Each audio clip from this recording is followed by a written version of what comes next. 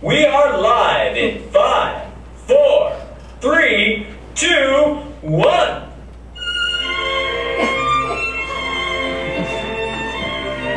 Good afternoon, ladies and gentlemen, and welcome to another live taping of Channel 33's Holy Pasta. I am Paola Rita, your expert Italian chef, and before I lead you in a recipe today, I would like to honor my Catholic heritage and lead you in a prayer. Dear Mother in Heaven, and Holy Father too, please send your grace into this food. Bless those who grew it, those who slew it, and we who chew it.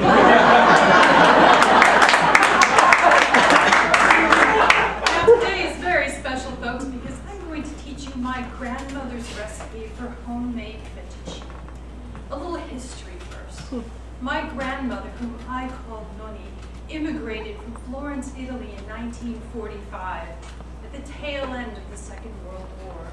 She came with my mother, who was then 17. In Italy, they were poor. The German occupation meant rations, hunger, and fear. In 1952, my mother and my grandmother married my father. Also a Tuscan. He received a 2-for-1 deal.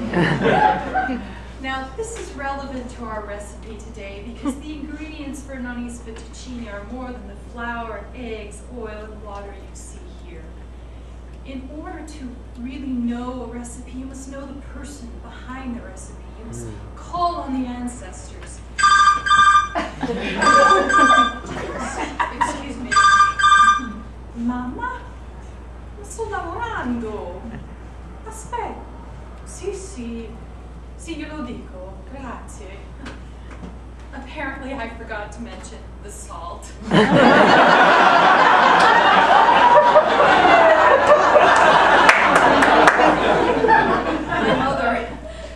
My mother's been trying to feed me since I was a baby.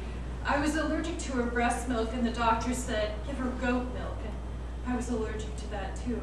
So Dr. Fernando, in Italian, of course, said, dai vino rosso e acqua, red wine and water in her baby bottle. This I drank with no problem. I was a very mellow baby. Making pasta is like a lesson in life. Allow me to demonstrate.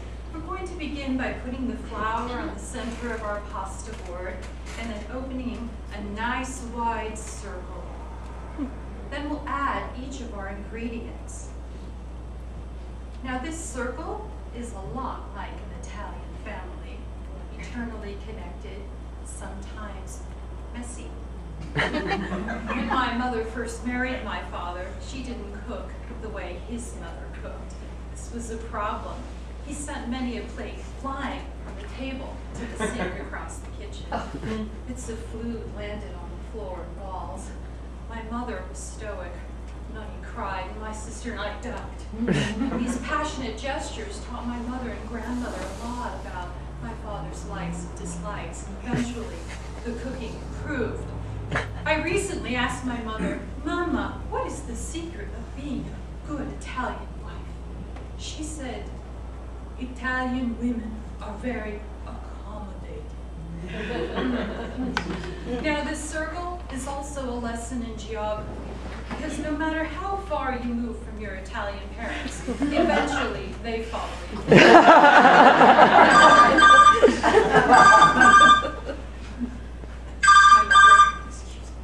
Mamma?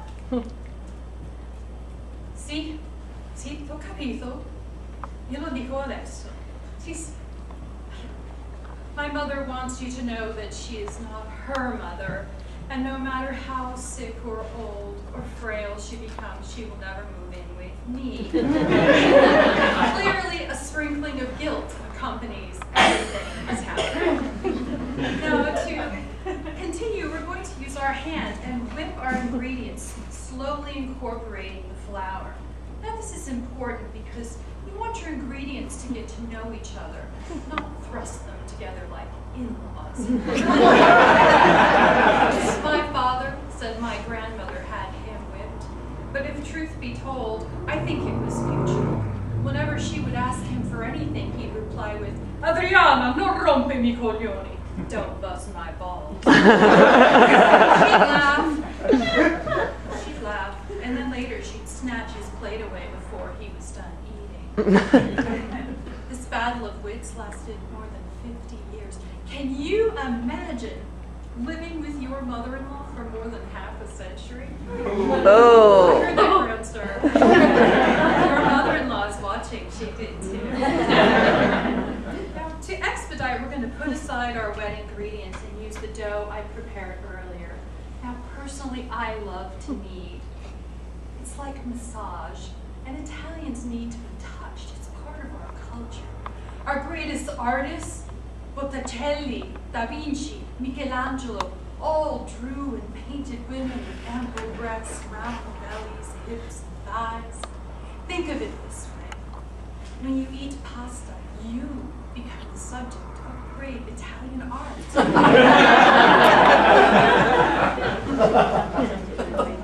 Now, to continue, I think we'll do a little experiment first.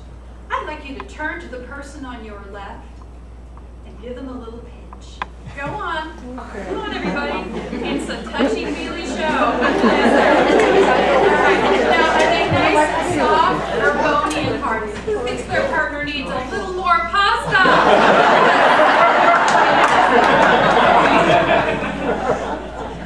Now, we're going to take our rolling pin and begin to smooth our dough, adding a little bit of flour to keep it from sticking. And then we turn it and we roll again. This teaches us shaping. My mother shaped my father. A tasty pasta al pomodoro with prosciutto and a touch of garlic was essential if she needed cash. A scratch on the car, well, that required veal, lightly breaded. A beefsteak alla Toscana, a bloody grilled steak. I think that was romance. But you can't quote me on that. Try it and see. Red wine, warm bread, strong coffee are served with every meal. My father? Babbo, che c'è? La mamma non vuol cucinare? Ma perché?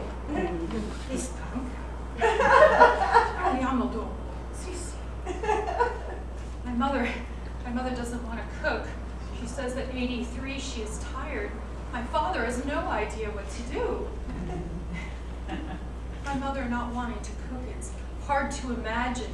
She began her career plucking chickens at American Poultry in San Francisco. Everyone spoke Italian. Eventually, she moved on with her recipes in broken English, and she became a cook for Del Monte, then a manager of cooks, then an expert chef. Food is her life. I wonder what she'll do.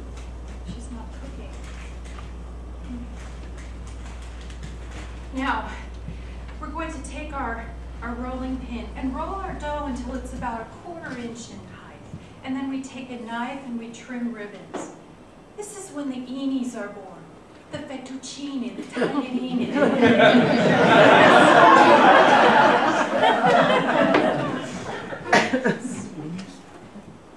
One gets thirsty cooking.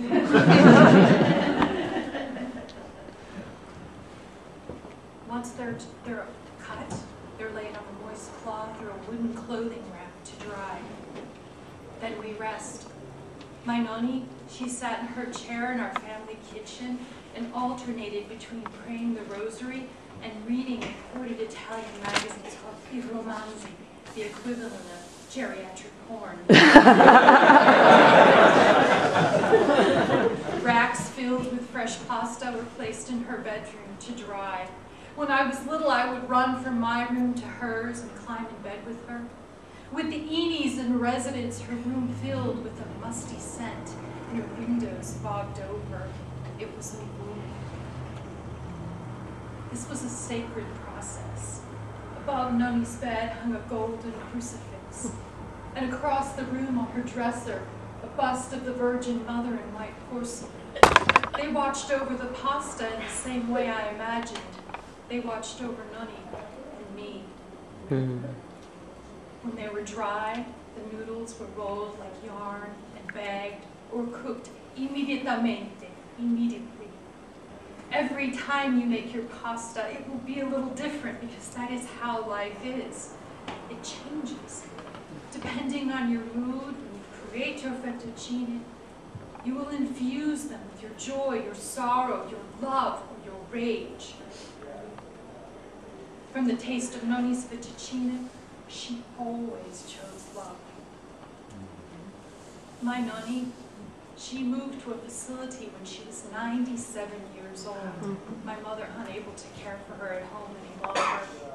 No one spoke Italian there, and the food was unbearable. So my mother spent 4 hours a day for nearly 3 years preparing and delivering her meals.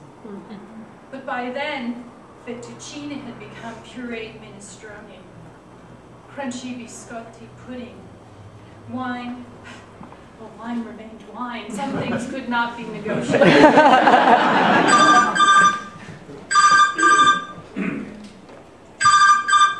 Ciao. Cena? Stasera? Sto preparando la pasta. Sì, sì, va bene. My parents are coming to dinner. My mother will bring food for my father. He still doesn't eat my cooking. Well, there you have it, folks.